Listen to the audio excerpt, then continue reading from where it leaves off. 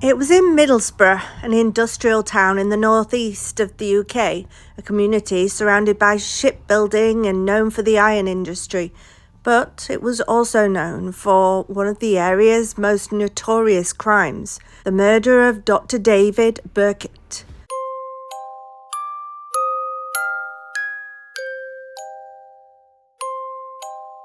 Dr. David Burkett lived in one of the more affluent areas of Middlesbrough named Linthorpe. He was 56 years of age and was an esteemed consultant dermatologist working at 5 different hospitals throughout the NHS. He was a well-regarded doctor who had worked for the NHS for over 30 years. He was also a father of 3 children and was now divorced. He had been living alone for about 3 years, but saw his children and his ex-wife often. In his spare time, he was a member of the Middlesbrough Bowling Club, where they described him as a pleasant man. Everyone in the area knew him, but didn't know too much about him, as he was a very private person. He liked to drink at the bowling club, and David was intelligent, enjoying the once-a-week quizzes at the club. He was described as a gentleman, a quiet man, an intelligent man. Dr. Birkett was renowned for being able to look at bones and tell what disease someone had died from, known as paleopathology. He was sent bones from all over the world to examine. Dr. Birkett was a nice, polite and caring man who was modest about his achievements and even worked for the government. But on the 3rd of February 1990, a Saturday, things were about to change, and not for the good. It was David's routine on Saturdays to go down to the local shops, pick up anything he needed on his day off, and stopped off to get a Virgin flight brochure. He told the man in the shop that he was planning on taking his daughter with him to America. That day he was seen in many shops in Linthorpe and in Middlesbrough town centre before he returned home to Cornfield Road. He had lived there for 13 years, but had lived alone for the past 3. That evening, Dr. Birkett started to make his evening meal. One of his neighbours riding his bike saw David sat alone in his kitchen at about 5:20 p.m. as he cycled past. About an hour later, a local fireman walking past saw a man sat on a wall next to Dr. Birkett's house. Dr. Birkett would usually meet up with neighbours and go to the local club on Saturday nights, but by 6:30 they had still not heard from him, so they called his landline to see if he was going to walk up with them, but the phone rang and Dr. Birkett never picked up. At around 7:30 p.m, an hour later, there was nearly an accident outside Dr. Birkett's house after a couple of youths were seen to run out in front of a taxi, making him slam on the brakes. At 7:50 p.m, the friend/neighbour who walked up to the club with David Birkett and had rung earlier popped around, putting a note through the door, asking him if they would let him know by 9 p.m, if he was not coming to the club. She didn't want to walk up there without him if he was still coming. She walked down the side of his house, seeing the kitchen light on. The windows seemed to be steamed up, and she felt that she could smell burning potatoes. The friend then went home, not wanting to bother him further. When she got home, she received a call from one of the other friends that frequented the club. He said that he'd also tried to get hold of Dr. Birkett a few times, but was unable to reach him. So the friends arranged to meet up without him and walk up there as usual. Dr. Birkett never made it to the club that night, or any night after that, as the following day, on the 4th of February, his body was found inside of his home in Cornfield Road. It's not known who found him, as it was not reported, but there was plenty of police presence around his property. Dr. Birkett had been found in his hallway in the house, and as detectives arrived at the scene, they studied the interior. The house seemed tidy, with little out of place, but noticed he had started making his dinner before this had happened, and wondered if he had been interrupted while cooking. It was pretty obvious early on that this was now a murder inquiry. Mr. Burkett had been found bound by his wrists and had severe head injuries. There was blood everywhere. Now, Mr. Burkett had been found lying on his side, and it seemed that he had been dragged into the hallway. He had several head injuries. Green cords were tightly wrapped around his wrists. A co-op plastic carrier bag was found as if abandoned, empty in the hallway. There was a note from a Demon Dispatch delivery driver. This was also found in the hallway. And there was an immediate concern for safety of others in the area, while whoever had done this was still out there.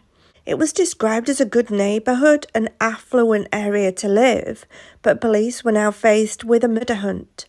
Early on in the investigation, police received a stencil-written letter. It seemed to be taunting the police, stating things like, "You are not going to catch me." After Mr. Burkett had been examined, it had been determined that he had been hit repeatedly over the head with what looked like a hammer until he had succumbed to his injuries. Uniformed officers were seen in full force around the area, looking for witnesses, going house to house, and many police were seen walking the streets. Neighbours and friends were shocked. It just seemed so out of place for the area. Dr. Birkett was a kind, loving, hard-working man, someone who stopped to talk to anyone. It didn't matter who you were in society. Mr. Burkett always had time for you. It just seemed like it was an odd person to pick out of anyone you could have picked. And many asked the big question, why? Now police had some items in evidence that they were very interested in. They had found these items, the green cord that was used to tie Mr. Burkett's wrists together, the plastic bag that was found abandoned in the hallway, and the delivery note with the Demon delivery service found on the floor in the hallway also. They started to look into all of these items. Meanwhile, detectives believed that this person had either been let into the house or pushed his way in after knocking at the door and Mr. Burkett answering. As there was no broken windows or doors, no signs of a break-in, and inside furniture was untouched. Now detectives believed that this green cord was used to restrain the doctor once they had got inside the property and had been brought to the home by the perpetrator, as there was no other cord like this found in the house. They looked at cord manufacturers throughout the whole country to find out where it had come from, but it was a difficult process and they drew a blank. They could not work out where it had come from or who had made it. But now police were about to receive some interesting information. Now, the day before Mr. Burkett's body was found, so the night that this all happened, a 999 call came in to police, and the caller had said Cornfield Road. Now, unfortunately, when police had turned up to Cornfield Road, and there was 2 Cornfield Roads, they soon realised that nothing was going on and left, putting it down to a hoax. Unfortunately, it's possible that they were at the wrong Cornfield Road. They wondered if this had been the perpetrator ringing the police to tell them what he had done, as some have done in the past. Police had a handwritten delivery note. A delivery had been attempted, but it was asking for the person at the address to rebook the delivery. The company name was Demon Delivery Service. Police looked into it, and as they thought about it, detectives felt that this card had been used to bring the doctor to the door as he would be awaiting the delivery.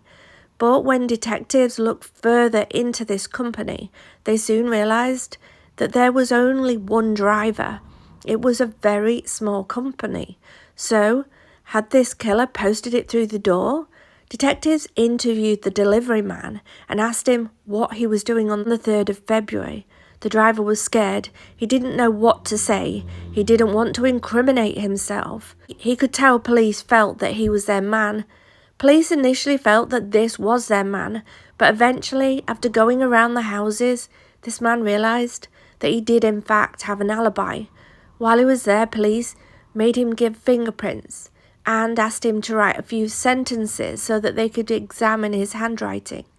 Detectives also recorded a sample of his voice, and police hired a voice expert who analysed the voice on the 999 call and the voice of the delivery driver to see if they were the same.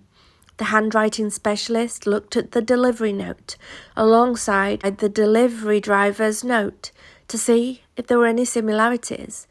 It was determined that the man was innocent and that he did not put the note through the door. He was subsequently released without charge. So by now, police had very little. The one man that they thought may have been their suspect was not. And they were still ongoing with fingerprints and all sorts of other information. So in the meantime, they went to Crime Watch. They made a short reconstruction of the crime and hoped that maybe somebody would ring in, or even the suspect may ring in during the show being live. Detectives have a tape recording of a man's voice, they have samples of handwriting, and they have an insight into the suspect's personality, which, it must be said, seems slightly weird. Indeed, the police think that there's a real chance the murderer might call Crime Watch while we're on the air. If so, there are details that only he knows, which will prove that he was really at the scene of the killing. The police now want to see if you can help make the pieces fit together. When they examined the delivery note further, the telephone number on it came back to a local payphone box near Union Street, 2 to 3 minutes away from the doctor's house. The other piece of evidence police found was a plastic bag with bloodstains on it. Police believe that the bag may have been brought in by the perpetrator with the weapon inside. The forensic investigators looked at the bag. They believed that this bag had been brought to the scene, and after a thorough examination, they were able to retrieve a single thumbprint. At the time, there was no fingerprint database, meaning that this thumbprint needed to be manually compared to over 3,000 prints, and it took months. Police were not going anywhere at this point. There were no suspect, and they literally had no idea who it was when police started receiving more letters, again taunting them. It included specific details about the injuries that Dr. Birkett had sustained, information that only the perpetrator would know, as detectives had not released this information. It mentioned the 999 call to police and told how there would be more crimes to come. Some of this information no one knew about except the killer. One thing that they did now have was more writing from this killer. Fingerprint analysis was still ongoing, and eventually they had a fingerprint match to one on the plastic bag. The print was a match to a man named Reginald Wilson. Now, he had a previous for stealing a motorbike, but was he capable of this? They needed to know more about him. Apparently, he had been in and out of prison for quite a long time and had spent a lot of time in there since he'd been young, but was out of prison when this crime was committed. A surveillance team followed this Reginald Wilson around. He seemed to enjoy going out alone at night, creeping around in the shadows, watching people, and was always dressed in camouflage clothing. He was also using walkie-talkies that were on the police radio systems, listening in to see what was being said, possibly keeping an ear out for his own name being mentioned. As police followed Reginald Wilson as he walked to Union Street, a property that had been left abandoned, a house that Reginald had now made his home, he'd written slogans across the walls, and this property was just around the corner from the telephone box, the one that was used to call 999 that evening to David Burkett had been murdered. It was also the telephone box with the same number as the one on the Demon delivery card service. Reginald Wilson was now firmly in police sights. He kept handguns, knives, and a rocket launcher, and appeared to be a complete psychopath. In 1990, police were homing in on him. The risk assessment on him was high, so they brought in a specially trained armed officers to arrest him, and felt that this home may have been a trap if arrested there, so they waited for him to come out of the house, and as they watched him, he made his way to his favourite telephone box, where officers piled in and arrested him unsuspectingly. Inside the empty house he was living in, police found a treasure trove of evidence against him. The amount of weapons inside was astonishing to police. The cord that was found on Dr. Birkett's wrists was from a long dog lead found in his home. His fingerprint was a match to the one on the bag. A glove found inside his home had a small piece missing over the thumb, which meant when he wore the gloves and then holding the bag, it was exactly where the missing piece of glove, his thumb, would have touched the bag. There was a stencil kit that he used to write the letters to police. There was a lot of evidence, and police felt that they now had their man after months. He was interviewed over a period of days, and detectives said that they came away with this awful feeling that he was just a terrible person. Police got very little out of him in the way of why or an alibi. He was arrested and charged. In court, the jury listened intently to all of the evidence put forward, and it took them very little time at all to find him guilty. As he was found guilty, he shouted from the box, "You may contain me, but you will never control me." The judge, taking into consideration all of the evidence against him and what he had shouted out in court, gave him a full life order, but to mean life, which is extremely unusual in this country, that he will then die in prison. Police felt that Reginald Wilson had picked David Burkett out, but for what reason, they still do not know. Friends and neighbours could never understand why this had happened, why he was chosen, but as with most crimes that we cover, this is a question that we will probably never get an answer to. As for his 3 children and his ex-wife, they continue to live a life without him. That is the story of Dr. David Birkett.